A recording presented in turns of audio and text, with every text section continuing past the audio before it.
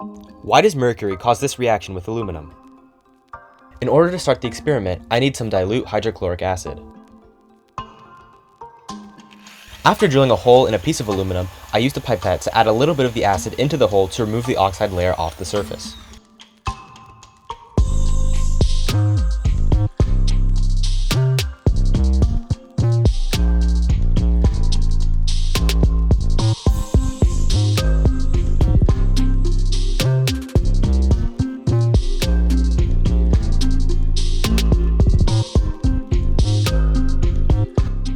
Then we took away the acid and quickly put a drop of mercury in the hole.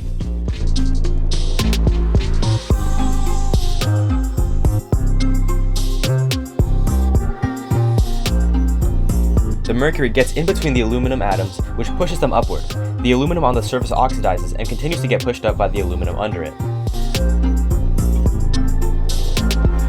The result is a mixture of aluminum and mercury, which is called aluminum amalgam.